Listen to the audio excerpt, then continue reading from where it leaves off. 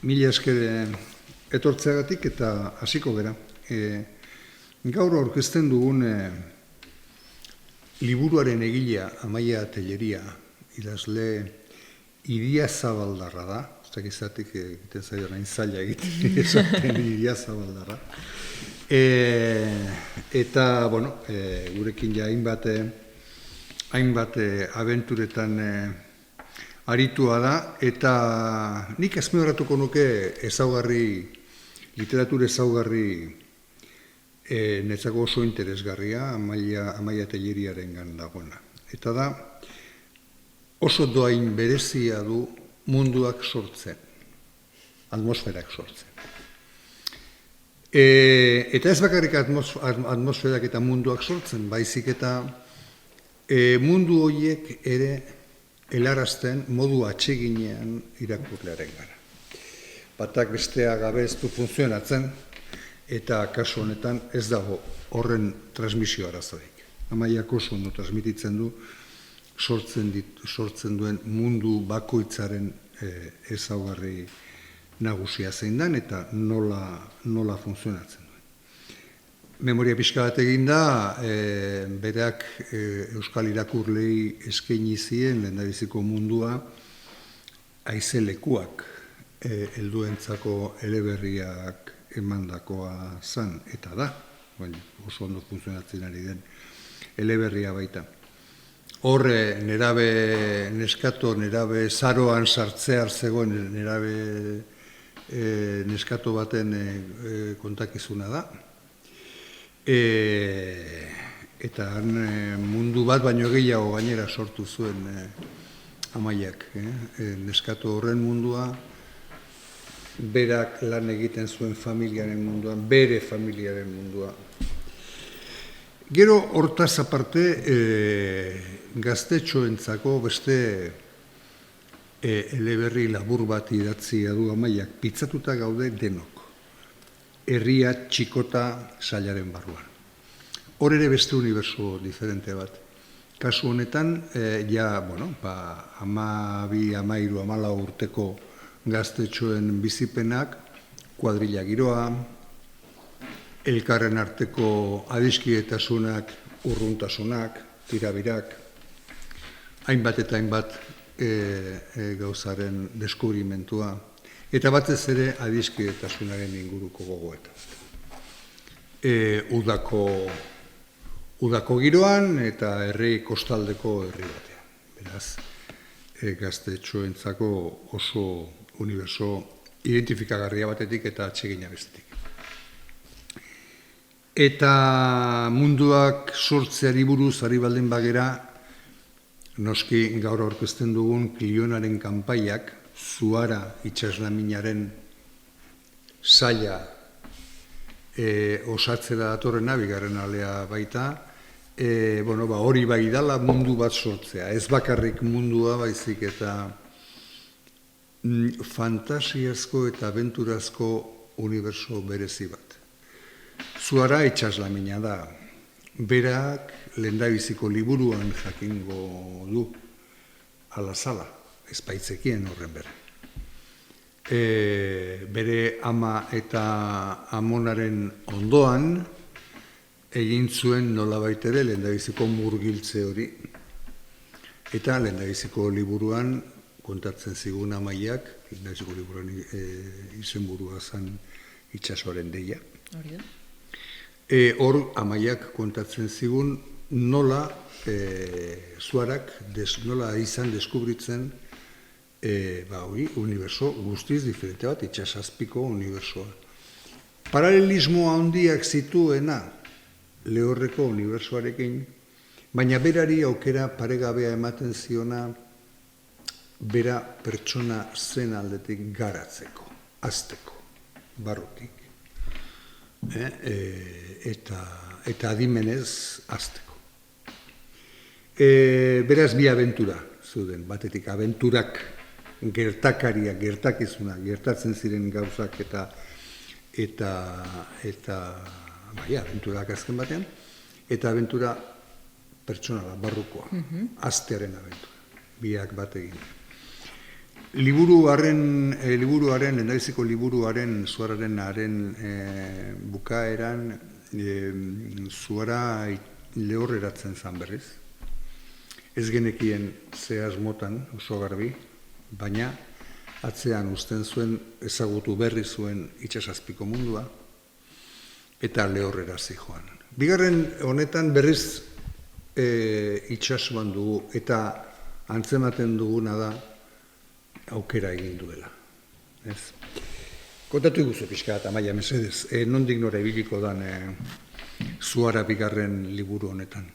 Bueno, oso ondo aipatu duzun bezala, Zuarak autu bat egin behar du, beste liburuaren amaieran bereziki ez, lehorrera itzuliko den, lehengo mundura, itsasazpian geratuko den, deskubritu berri duen mundu horretan, eta bueno, bai, egia da zenbait gauza itxi behar ditu bere lehorreko bizitzan, bizi berri horri ekiteko urazpian, eta beraz horretara itzuli zen, baina berari beste gauza batzuk eskaintzen dizkio urazpiak, hasiera berri batzuk, lagun arte berri batzuk, orduan berak apustu egiten du bizimodu horren alde, eta beraz itsasazpian murgilduko zaigu berriro, bertan topatuko du bere balea beltzaren klana, zain, bera ikusteko irrikaz, bere harridurarako, bera izan ere, ez baita izan iraganean sozialki abilezia handiak dituen eskatoa, eta beraz, sorpresa izango da berarentzat, eta gustu handiz ikusiko du, bera ikusteko ere gogoz zegoela, eta gogoratzen direla berarekin, eta beren artean nahi dutela baita ere. Orduan, berriro topo egingo du urazpiko mundu horrekin, baina kasu honetan, lehenengo liburuak kokapen bat izan zen bezala urazpiko munduetako batena, ikusiko dugu badela gehiago horazpian, klan gehiago badirela, leku gehiago, hiri gehiago badirela urazpian ere, eta beraz, horietako beste bat deskubritzera joango dira. Berakan urazpian duen lagun gertukoenak, aia esango dugu, Kobeaga familiakoa da, eta bertako aita izatez, jatorriz beste klan batetik etorria da. Beraz, liburu honetan ezagutuko dugu beste klan hori, eta ondorioz, beste ohitura batzuk, beste sinesmen batzuk, beste pentsatzeko modu batzuk topatuko dituzu Zuarak, aurre iritzi batzuk ikusiko ditu baita ere aurretik ikusi izan ez dituenak, pixka bat igual arrazakeriari lotuak izan daitezkenak, eta horiekin ere aurrera egin beharko du. Eta, joango da pixka bat gehiago ezagutzen urazpiko mundu zabal hori, azken finean, tanta bat delako oraindik berak ezagutzen duena, eta beste asko dagor ezkutuan, eta, altxor horiek ikusten joango da. Hor, lehendabiziko liburuan utzi zenituen, hildo batzuk, esan dezagun, irekita, hasita, guztiz itxigabe eta jorratu gabe. Bat, da niri hasiera-hasieratik oso deigarria egin zitzaidana, eta oso polita iruditzen zaidana, bai pertsonaiaren Zuararen ikuspegitik, bai Zuarak helduei buruz izan dezaken ikuspegiaren edo ikuspegitik begiratuta. Eta da, bere amarekiko lotura, ez lotura, Zuarak sospetxa bat du, zerbait gertatu da itsasazpiko mundu horretan bere amarekin. Bigarren liburu honetan urrats batzuk emango ditu horretan, ez da?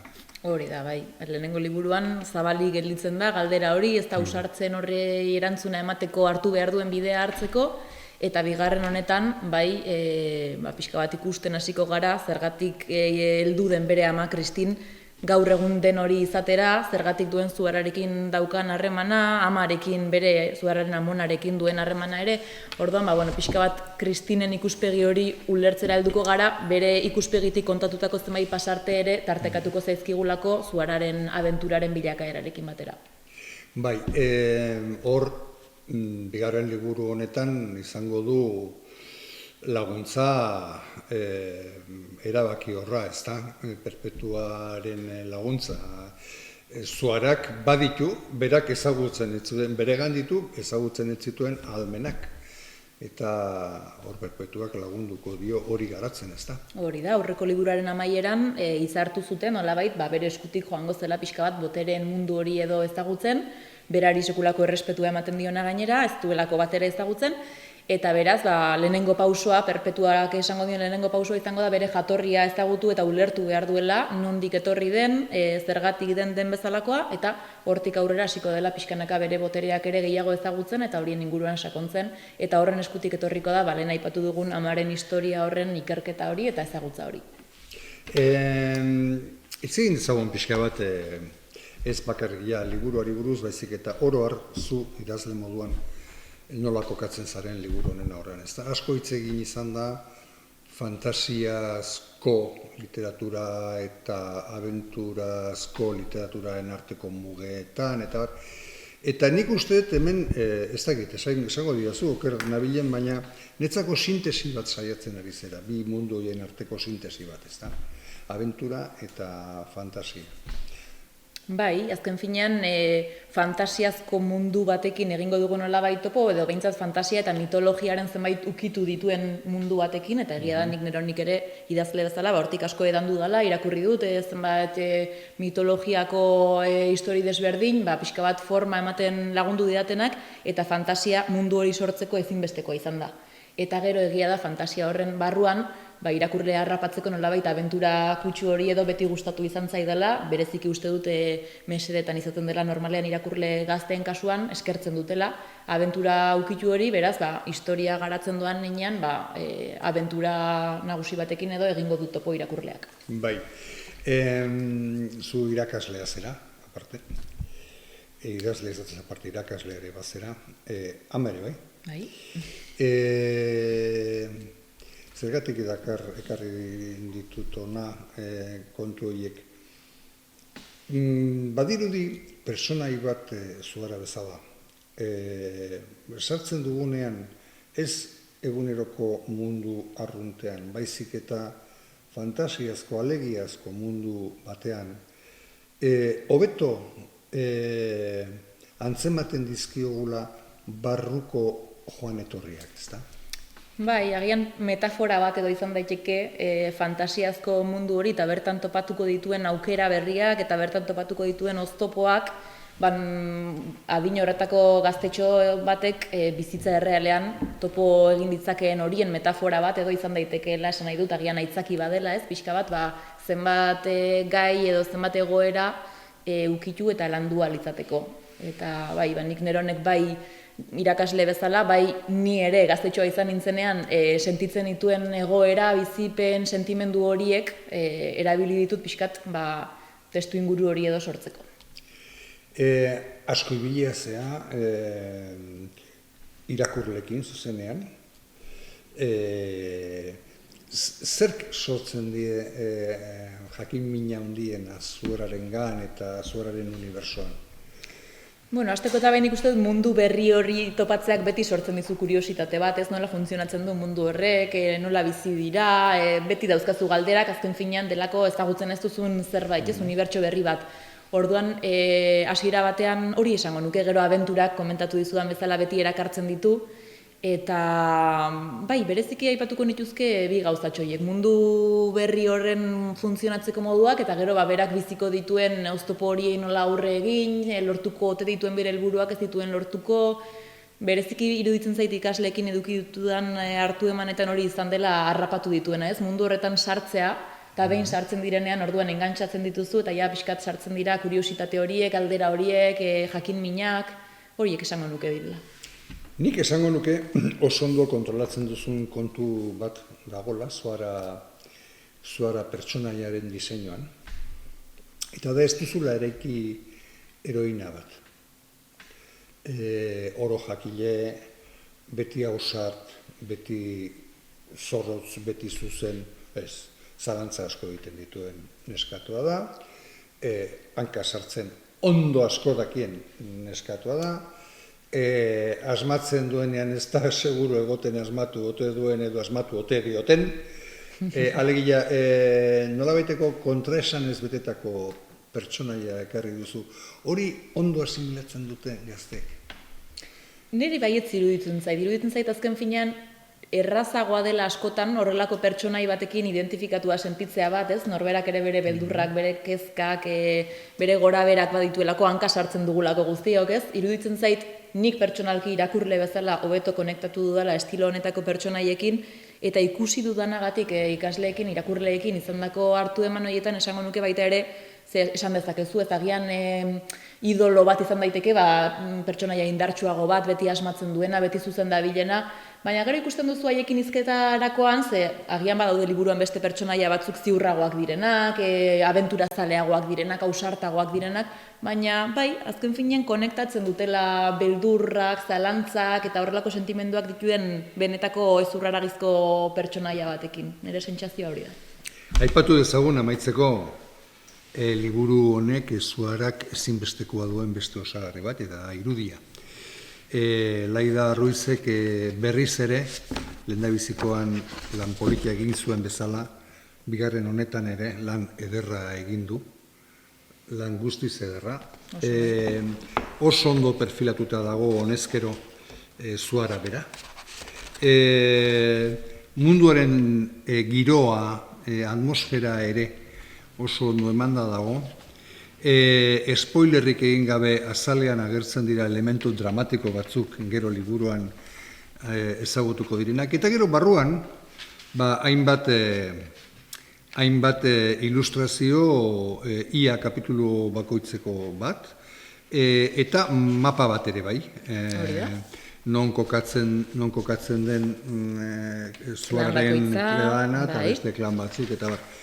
Ze esango zen duke Laida Ruizen lanari buruz?